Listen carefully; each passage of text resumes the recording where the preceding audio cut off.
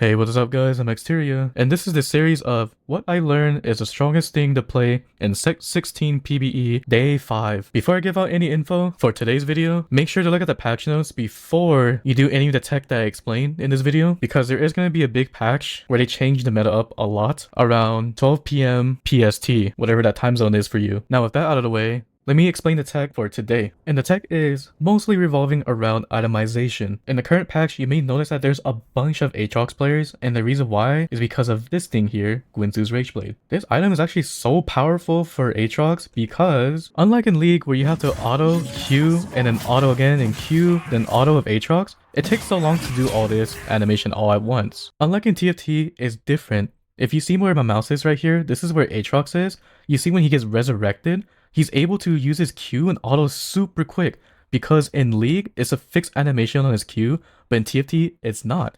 He just keeps spamming his ability because it counts like an auto attack. So it's basically empowered auto compared to an empowered ability. So that's the reason why Gwynsu's Rageblade is very powerful on Aatrox. Other units that's also like Aatrox is Yone. I can't confirm it if it does work the same way, but Gwynsu's Rageblade is also very powerful on Yone from what I've been seeing. And I'm assuming it's the same reasoning as Aatrox because it counts his ability as an auto attack, not an actual full fixed animation. On top of that, fighters with Gwynsu's Rageblade is actually very powerful in general because it makes them cast their ability more often. So you could think of it as like a Shojin, but it gives it more attack speed on top of that. If you want an early game unit that can utilize Gwynsu's Rageblade for melee carries, it would be Viego.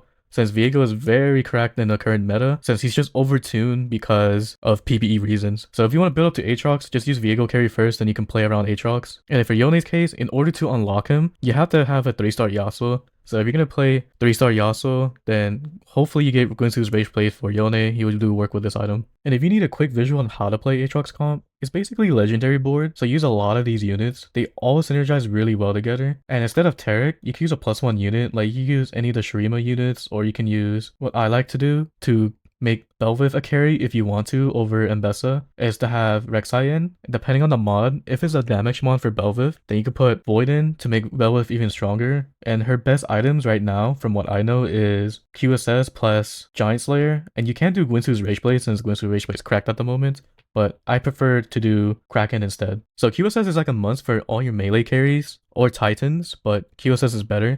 Main reason why is because there's a ton of CC in the current meta. And the reason why Hodge is on Mbessa is because in order to summon Aatrox, you have to build both Hodge and Bloodthirster on a Slayer unit. So say for example, before you roll for this board, you need to pivot into like something else better. Most likely it will be GP, because GP is both Vanquisher and Slayer. You want to put these items on him, or whatever Slayer unit you have at the time. It could be Kiana, it could be whatever. Then you get enough Omnivamp to summon Aatrox, then you just put the Bloodthirster on Aatrox with Rageblade and QSS, and just put the Hodge onto Mbessa, and you're basically set from here. And in order to get Mel, it's pretty easy as well. Just get 2-star Mbessa, which is pretty contested at the moment. But 2-star Mbessa, put an item on her, let her die, then you get Mel. And I would suggest to force Umbralicon if you can, since you need anti-heal. And Mel is a really good holder with that. But yeah, that's basically about it for this comp. Another itemization that I learned that's strong right now is the caster itemization, where you go Shojin and Gwynsu's Rageblade, plus either another Shojin or another Gwynsu's Rageblade. Most of the time, his double Shojin is the best. And the reason why this itemization is really good is because of this unit specifically, which would be Aesol. And the more you cast, the more stacks you get, the stronger he gets. So this itemization is really good on Aesol. And another unit that I do recommend for it would be Callista.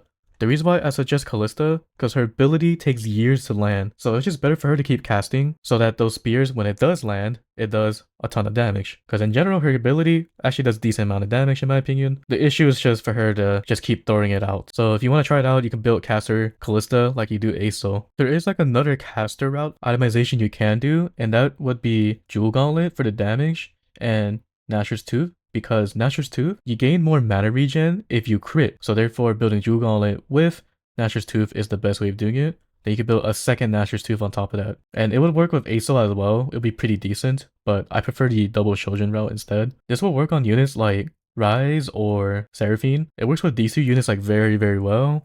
And same with Azir. Like these items are actually just really good overall for them. And let me move these out of the way so it doesn't get too confusing. So if you want, you can put this on Aso as well, putting these items on him, or you can put these items on either of these units. Another way you can do it too is like Shojin with Nashers and Jewel Gauntlet. It's basically the same idea. Instead of having double Nashers, you just do Shojin for one of them. And this is pretty good for like almost every AP unit in the game. So if you're playing, for example, like Lux, this will be pretty good for her. But yeah, that's basically about it what I learned today. It's just basically Guinsoo's Rage Blade on melee units are really good. And you can build any of these like Haster AP routes if you want to on any of these AP units. For AD units, like for example Yunara, which I'll show for a fresh page just so we have an easier visual. It's still the same items for her like Guinsoo's Rage Blade, Kraken, and IE. And the reason why you built this route is because Guinsoo's Rage Blade gives her more attack speed. And IE, the reason why is because her ability does scale with IE. It gives her more bonus 2 damage if she crits. But Kraken is like a +1. You could put whatever. It doesn't have to be Kraken. It could be Giant Slayer, it could be Deathblade, it could be whatever. So basically to sum it up, when you're starting your game first, always have the idea of building either Guinsoo's Rage Blade or a Shojin. If not, it could be the combo of Nashers and Jewel Gauntlet. These routes are probably like the best routes you can take for the current patch. And you try to put these items on units that can go on them. Unless you're one-tricking a comp, then just look for specific items for that. And that's basically what I learned is the strongest thing to play and set 16 PBE day 5. If you have any questions about anything, you can just ask in the comment section down below and I'll try to answer to the best of my capabilities. Or if you want to, you can check me out live on either Twitch or YouTube. I can answer those questions there too, or if you just want to say hi, that works too. Until then, I'll see you guys in the next one. Later.